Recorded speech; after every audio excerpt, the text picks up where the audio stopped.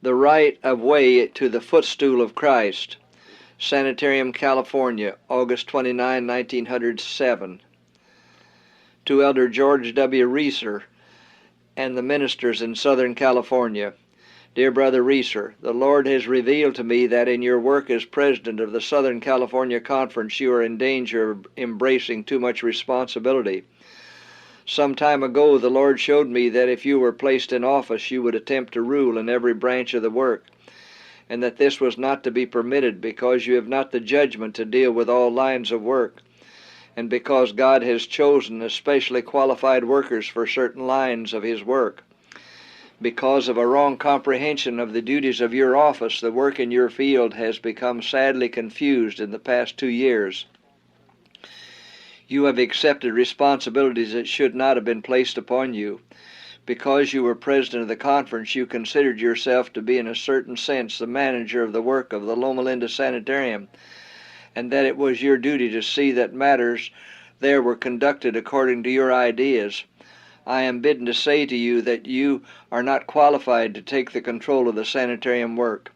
Elder Burden has been given this work, and he has good helpers and advisors and the workers who are associated with him. The Lord appointed Elder Burden to the position he occupies, and he is to bear his responsibilities in that position without interference. He is fully capable of doing the work that has been given him to do. The Lord has not told you to watch and criticize and interfere with his work. He bids you, my brother, to stand out of the way. Elder Burden has proved in the past that he can do his work acceptably. He is to stand in his lot and place, exercising his God-given right to ask wisdom of him who giveth to all men liberally, and upbraideth not. It is a mistake for a conference to select as president one who considers that his office places unlimited power in his hands.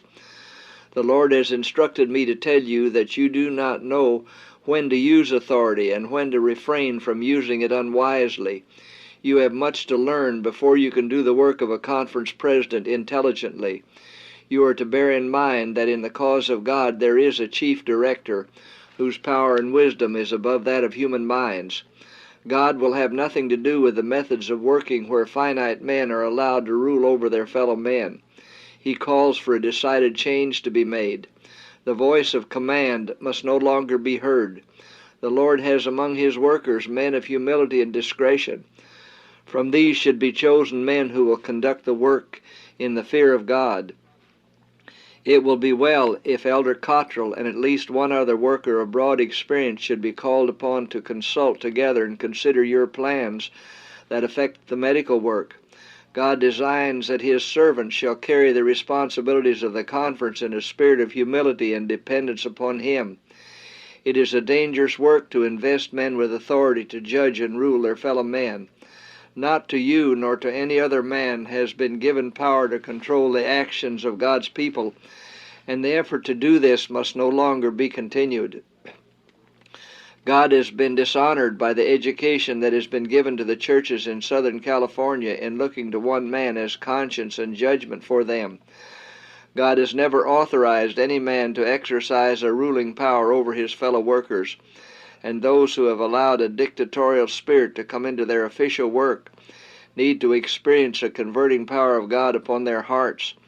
They have placed man where God should be.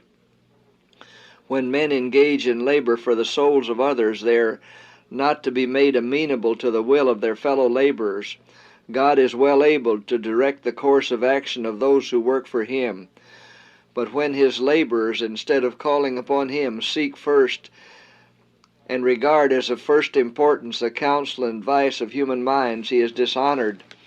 The method of sending one minister to another minister to learn his duty is a plan of working that should not be encouraged.